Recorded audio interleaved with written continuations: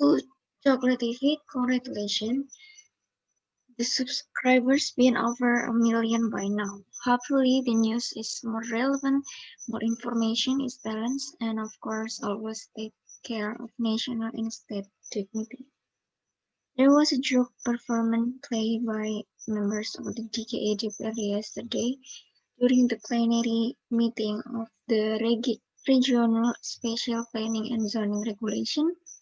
They were busy working out. At that time, the PSI section was giving its general view. We know why, not because the DPRD members are fighting for political aspiration regarding zoning and spatial planning, but because they resented PSI. All the DPRD members are sulking because their dream of spending the IPPD budget have crumbled. The reason why this is because PSI refused to increase the salaries and allowances of DPRD members in the IPPD discussion. PSE members are satisfied with their current income. Imagine previously every member of the DPRD planned to achieve 8.3 billion a year or around 700 million a month. It has increased many times their previous income. There is also hide and seek to discuss it. The people cannot monitor it because the budget plan is not published on the DAA government website. Because of PSI rejection, the DPRD members' dream of having fun disappear, like a wet dream, but awakened before the climax. Come to think of it, even if there is no increase, the members of the DPRD will actually get quite a large salary and benefit. As a densely populated city, Jakarta still needs a lot of money to make its people prosperous. If the budget is to finance the needs of the DPRD, the number of which is only 106 people to 80 billion a year, this is too much. Yes, the DKA regional budget is not bad. For 2021, the figure is around 82.5 trillion rupees. The budget is actually sufficient if it if it is used properly and efficiently. If you want a budget of any size, it is definitely lacking if it is to fulfill the greed of a few people. In the past, Ahok as the governor of Jakarta fought against the greed of such a model. He is dealing with almost all political forces in the GPRG. When discussing budget, we remember Ahok's phenomenal scribble. Your grandmother's understanding, Ahok said. Ahok refused to take a Jakarta regional budget to meet gathering. He tried to keep people monies from being eaten by sub-filters, both formal sub-filters and informal sub-filters. In the Ahok era, the members of the JAD had long fasts. Unfortunately, after Ahok wasn't there, in the deputy there was 8 young people from PSI who were elected to the legislative institution.